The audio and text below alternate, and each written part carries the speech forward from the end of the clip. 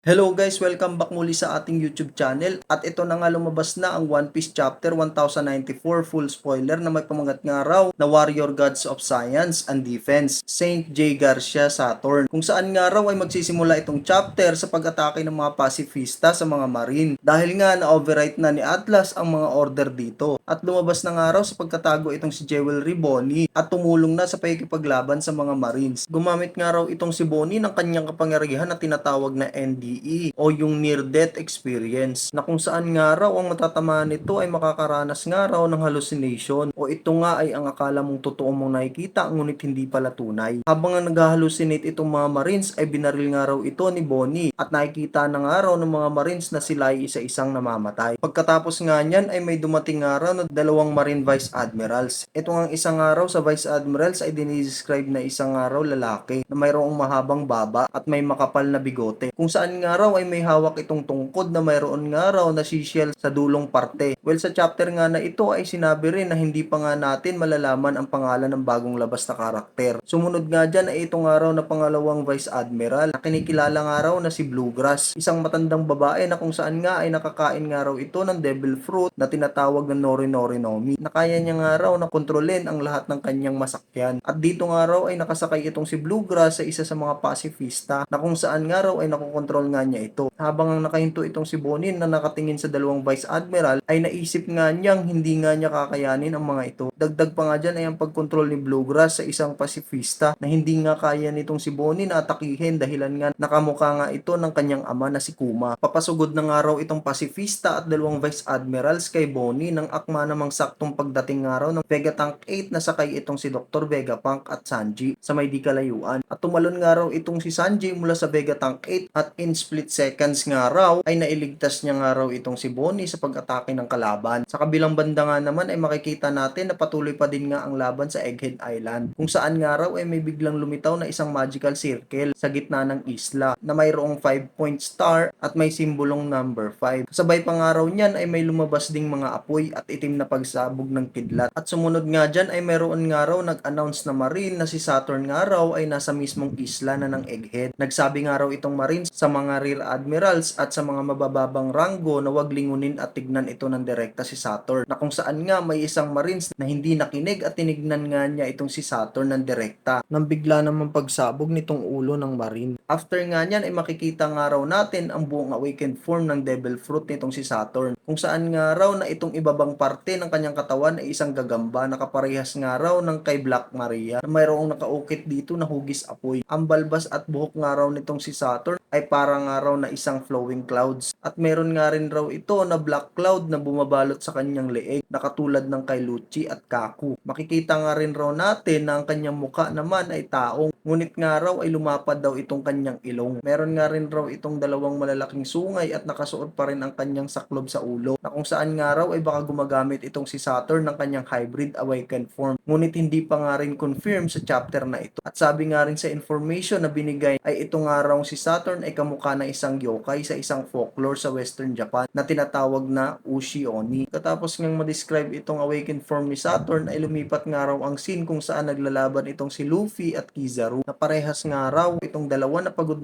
na at hinihingal na nga sa kanilang laban kung saan nga raw ay sinabi ni Kizaru kay Luffy na hindi nga siya pwedeng magtagal at manatili sa kanilang laban dahilan na nga na hindi niya maa-accomplish itong kanyang misyon na pagpaslang kay Dr. Vegapunk. At nang nakita nga raw nitong si Kizaru ang Vegapunk 8 na sakay nga itong si Dr. Vegapunk, pinuntahan niya nga raw kaagad ito na ginamitan niya na kanyang super speed para atakihin ang Vegapunk 8. Nang inatake na nga ni Kizaru itong Vegapunk ng kanyang laser ay hindi nga niya ito tinamaan kung saan ang kanyang atake ay tumama sa dinaraanan nilang ulap na nagdulot nga raw ng pagkasira na dinadaanan nilang ulap at pagkahulog nitong Vegapunk 8 sa lupa. Habang ang mga pasifista naman ay abala sa pag-atake sa mga Marines, bigla nga raw sumigaw itong si Saturn na yumanig at narinig sa buong isla ng Egghead na kung saan nga ay ay binigyan niya nga raw ng order itong mga pasifista na huminto sa pag-atake. Nasa kabilang banda naman ay nagulat at nabigla nga itong sila Luffy, Kizaru, Zoro, Lucci, Sanji, Jinbei at ang mga Vice Admirals. At napahinto nga raw itong mga to dahil nga sa kakaibang aura na kanilang naramdaman. At matapos ng pahintuin ni Saturn ang pasifista ay dali-dali nga raw kaagad itong pinuntahan ni Luffy si Kizaru na inaatake ang Vegapunk 8. Matapos nga niyan ay nagsabi nga raw itong si Kizaru kay Luffy na nasa limit na nga raw itong transformation ni Luffy, ang Sun God Nika. Bago pa nga raw mawala ng malay itong si Luffy ay nagpakawala pa nga raw ito ng bagong atake na tinatawag niyang Gomu Gomu no Star Gun. At kung saan tumama nga raw ito sa mukha ni Kizaru na katulad nga ng pagsuntok niya kay Kaido. Ngunit nga raw sa pagkakataong ito, ang pinakawalang suntok nga raw ni Luffy ay may epekto na nagpakawala at nakagawa ng maraming bituin. At kung saan nga raw itong si Kizaru at si Luffy ay sabay na nahulog sa lupa. Nasa may di kalayuan nga raw ay nakatanaw itong si Saturn at tinitignan ang pagkahulog nitong si Luffy. Nasabay nga raw nabanggit nitong si Saturn na Nika, na kung saan marahil ipinapakita sa atin dito na itong mga Gorosei ay hindi talaga nila kinikilala ang Sun God Nika na isang Diyos, kundi isa lang ang kanilang pinaglilingkuran, ito ngang si Imu na kanilang supreme leader. Habang nahuhulog nga raw itong si Luffy ay nagbago nga raw ang anyo nito na naging isang matanda na tulad nga ng nakalaban niya itong si Kaido sa Wano. Dahilan nga na naabot na nga ni Luffy ang kanyang limitasyon, na kung saan marahil mawi-witness ulit natin ang pagtunog ng Drum of Liberation at mag-transform muli itong si Luffy sa Sun God Nika. At sa pagtatapos nga ng chapter ay makikita nga raw natin ang paghaharap ni Saturn laban kay Bonnie, Sanji, Vegapunk at Franky, na kung saan nga raw ay biglang may nag-pop up na mga alaala ng nakaraan kay Bonnie na hindi pa nga natin makukumpirma kung sino-sino ang mga taong nagsasalita sa alaala ni Bonnie, na kung saan nga raw nabanggit nga ng mga nagsasalitang tao na nagbigay na nga raw siya ng order at sinabihan pa nga raw itong si Vegapunk na dapat walang maiwang alaala dito kay Kuma, kung saan nga na pag nga raw may naiwang alaala itong si Kuma ay may mangyayari, kung saan naputol na nga ang sinabi rito. Nang biglang tumalon nga raw itong si Bonnie na may hawak na espada at sinaksak nga niya raw itong si Saturn na naka-awaken form, kung saan nga makikita nga raw natin na may lumabas ngang dugo mula sa dibdib ni Saturn. At natapos na nga ang chapter 1094 full spoiler review, kung saan ano nga ba talaga ang itsura nitong sinasabing awakened form ni Saturn. Natalo na nga ba ni Jewelry Bonnie si Saturn sa pamamagitan ng pagsaksak nito sa kanyang dibdib gamit ang espada? At yan nga ang ating aabangan pa sa ilalabas na full chapter 1094. At kung nagustuhan mo nga ang ating video ay huwag mo nang kalimutan mag-subscribe sa ating YouTube channel at i-hit ang notification bell upang maging laging updated sa ating videos na ilalabas. Mag-iwan na din nga ng like at comment sa ibaba na kung saan nga ay malaking tulong na po iyan sa ating YouTube channel. Maraming salamat sa panonood. Hanggang sa susunod pa na chapter. One Piece!